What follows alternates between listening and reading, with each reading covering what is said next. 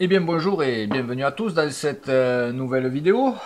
Dans la dernière vidéo que l'on a fait, on a appris à affûter les ciseaux à bois. Et pour affûter les ciseaux à bois, je me suis servi de pierre à affûter ou de papier vert. Mais les pierres à affûter, forcément, elles s'usent et elles deviennent comme ça.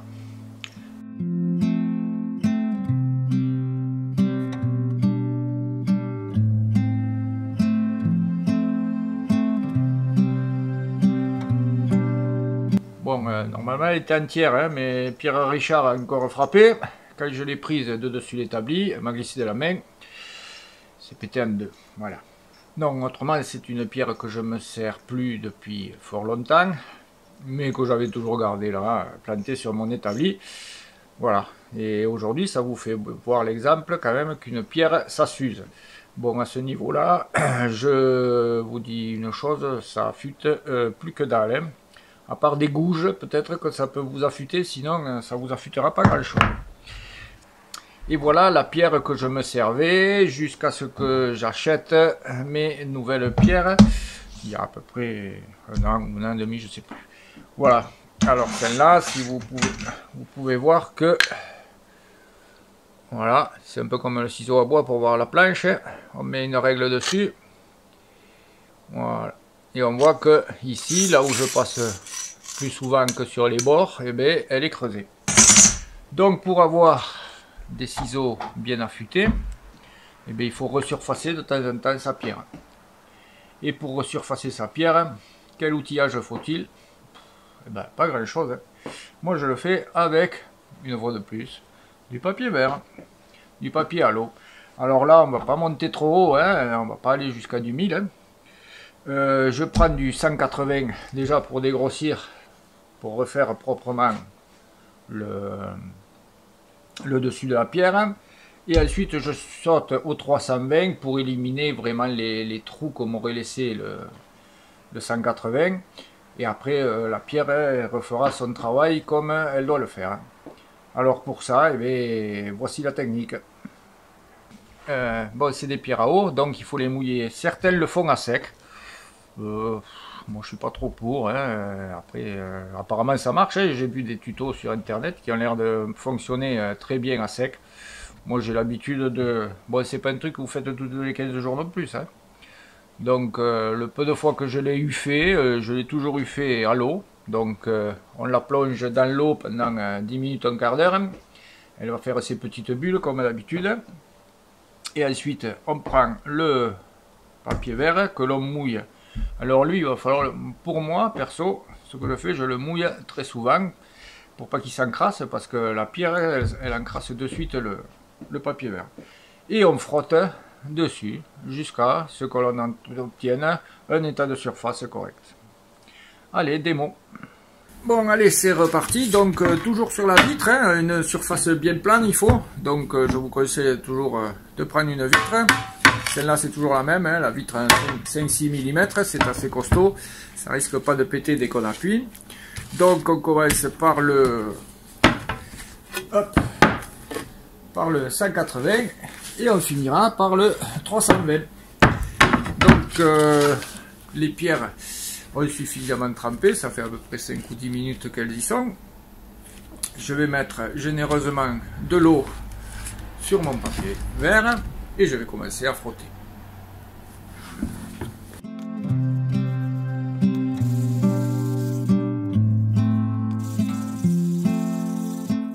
Alors ce que je vous conseille, c'est de tourner de temps en temps la pierre, non pas pour le plaisir, mais parce que vous avez toujours une main qui est plus forte que l'autre.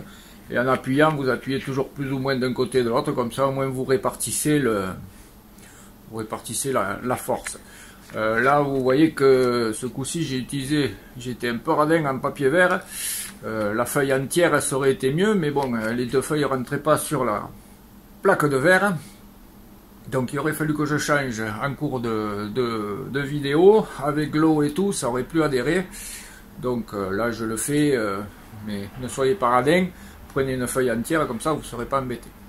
Donc n'oubliez pas, tournez de temps en temps la pierre pour appuyer avec votre main la plus forte dessus. Allez, on continue.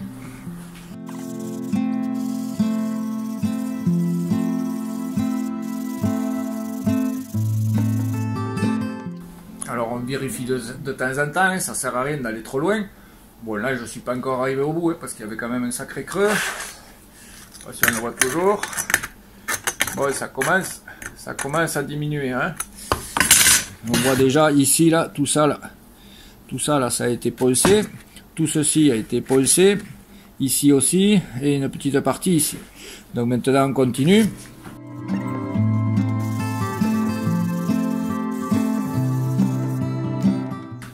Bon, ben je vais devoir changer la feuille, alors je vais mettre une feuille entière. Hein. Comme ça, je m'emmerderai moi. Allez, je vous reprends après. Allez, on remouille tout ça, et on reprend la pierre et on refrotte.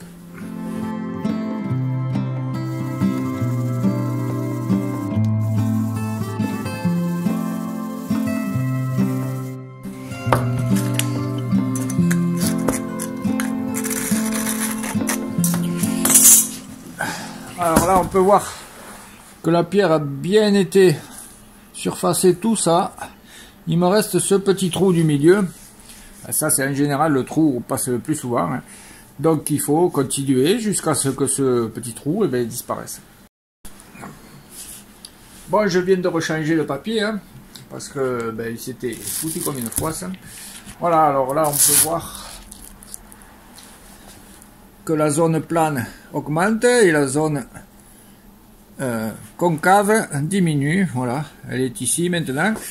Donc là, je pense que c'est la dernière partie. Avec le 180, on finira tout à l'heure avec le 320. Et puis voilà, donc on continue.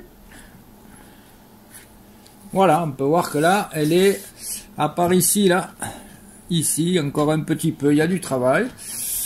Donc, je vais continuer sans vous. Et je vous reprends quand je passe à la prochaine feuille de papier. Bon, allez, maintenant que le 180 est terminé, on va passer au 320. Voilà, c'est vite fait, un dernier dégrossissage, là. Puisque le surfaçage est maintenant terminé. C'est juste au cas où il y aurait une petite imperfection par-ci par-là. Et de toute manière, c'est pas avec du 320 qu'on va surfacer une pierre. Donc voilà, je décolle celui-là, j'essaye d'en recoller un autre. Alors vous pouvez voir que là, lui il est mort, hein, de toute manière. Hein. Il n'y a plus de surface de polissage. Hein. Voilà. Voilà, dernière opération. Papier grain 320. On mouille comme il faut, on remouille la pierre. Et dernier surfaçage.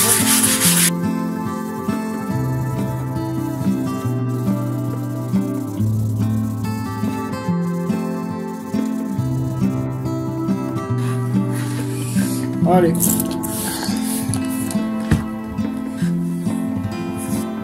Voilà, là, ça très bien à la main déjà.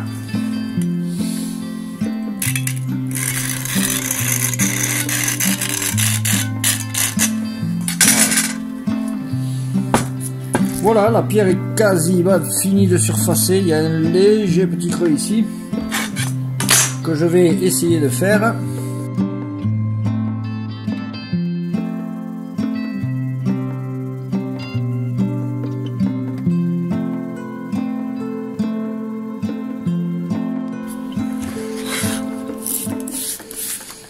Bon ben voilà, je suis pas mécontent du résultat, je vais pas aller plus loin, hein, puisque de toute manière, celle-là, je ne m'en sers plus. C'était uniquement pour vous faire la démo et vous faire voir que les pierres à affûter, ça s'entretient aussi. Hein. Si vous voulez un ciseau bien affûté, il vous faut une pierre bien surfacée. Ça, c'est la pierre que je me suis servi la semaine dernière lorsque j'ai affûté mes ciseaux. Et vous pouvez voir qu'elle est quasiment aussi neuve que le jour où je l'ai achetée. Hein. Il n'y a pas de saleté dessus, etc. Tout simplement parce que lorsque je finis de me servir de ma pierre, je la remets dans l'eau et j'y mets un petit coup de brosse, style brosse à chaussures, pour enlever tous les résidus de métal qui pourraient rester dessus. Cette pierre ensuite je la mets à sécher sur un petit bac en plastique que j'ai, elle et son contenant. Je mets les deux à sécher. Alors il vaut mieux éviter de les laisser sécher avec de la poussière dans l'atelier, puisque la poussière va se déposer dessus et il risque de faire une pellicule sur le dessus de la pierre qui gênera après à l'affûtage. Et lorsque ces pierres sont sèches, vous la remettez dans sa boîte, vous fermez le couvercle et vous êtes tranquille jusqu'au prochain affûtage. Alors pourquoi la laisser sécher avant de la mettre dans sa boîte? Là maintenant il fait froid donc ça risque trop rien, mais l'été avec la chaleur à l'intérieur de la boîte en plastique, la pierre respire, elle condense et il risque de se créer une moisissure sur le dessus de la pierre, et cette moisissure forcément elle va vous encrasser la pierre et donc votre affûtage après il sera moins bien. Voilà, tout simplement. Donc ça c'était la première chose à faire lorsqu'on se sert d'une pierre, c'est-à-dire bien la nettoyer après l'utilisation, bien la mettre à sécher et ensuite la remiser dans un endroit sans trop de poussière ou alors dans sa boîte avec son couvercle. Et bien voilà, ce petit tuto est maintenant terminé. Alors est-ce que c'est rentable de surfacer sa pierre? Si c'est des pierres japonaises à 80 ou 90 euros, oui.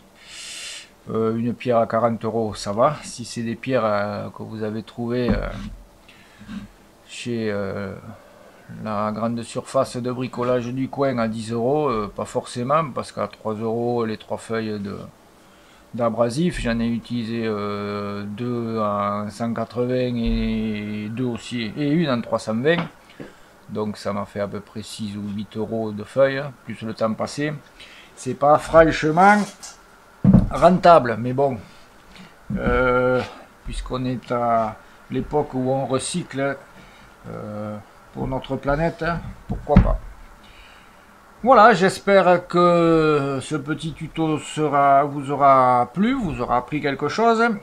Si c'est le cas, mettez un pouce, n'hésitez pas à commenter, à partager.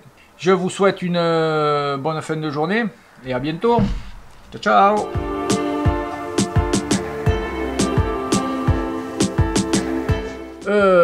Pour en revenir à nos vidéos, qu'est-ce que je disais donc? Je ne sais plus. Et pour affûter les ciseaux à bois, et donc pour voilà, c'est donc bon, c'est reparti. J'ai mis une feuille entière, mais bon, le scotch il a pas envie de. Vous voulez investir un peu et vous cassez un peu le. Non,